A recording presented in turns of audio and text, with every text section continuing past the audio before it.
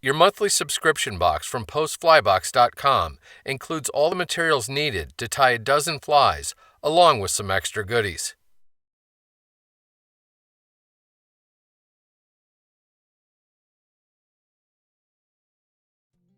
The Grey Sparkle Midge works especially well at both first and last light.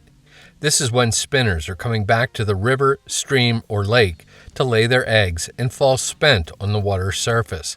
Near lifeless, they're a really easy meal for trout. The fly starts with a size 14 hook. After getting the hook firmly secured in the jaws of your tying vise, load a bobbin with a spool of gray unithread.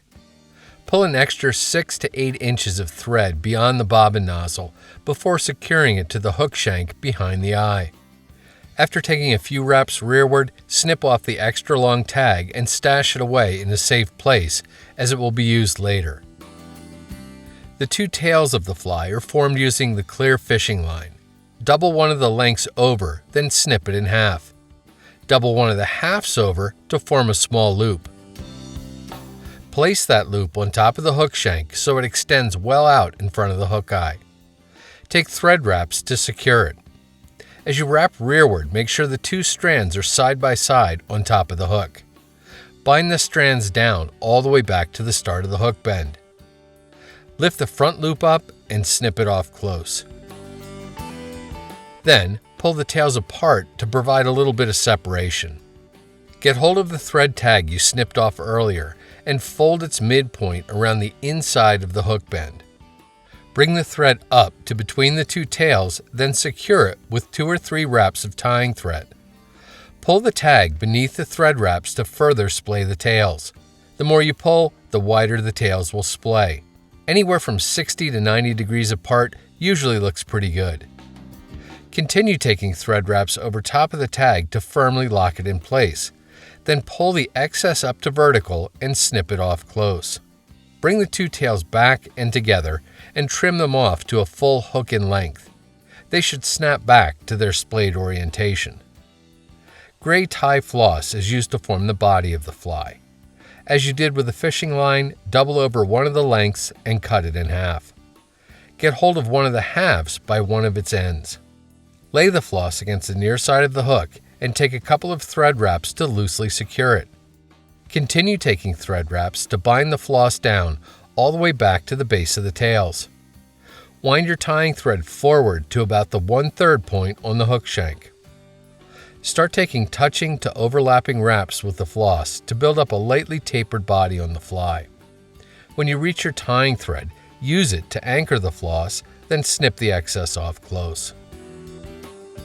For the fly's wings, snip 2 strands of pearl crystal flash free from the hank, then fold them in half. Get hold of the unfolded ends and place them on top of the hook shank, then take thread wraps to secure them. Without letting go, snip the excess rear pointing ends off close. Pick up a bodkin and use it to fold back the crystal flash so it extends about a hook shank length in front of your tying thread. While keeping this measurement, use wraps of tying thread to anchor the flash to the top of the hook shank. Here again, hold on to the rearward pointing ends and snip them off close. Carefully separate the crystal flash so you end up with 2 even-length loops on either side of the fly.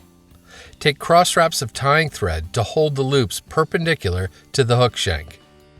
Fine gray dubbing is used to create the thorax of the fly. Pull just a small amount free from the packet. Use the dubbing to produce a very thin 1.5-inch long noodle on your tying thread.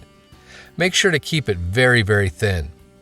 Start taking cross wraps with the noodle to further separate the wings and to build up a bulbous little thorax on the fly. Ideally, you should end with bare thread at the back edge of the hook eye. Reach for your whip finish tool and use it to do a 4 or 5 turn whip finish, then seat the knot well and snip your tying thread free. And that's the Grey Sparkle Midge. Although this fly is a little hard to see on the water's surface, simply set the hook whenever a trout rises anywhere near where you think the fly might be.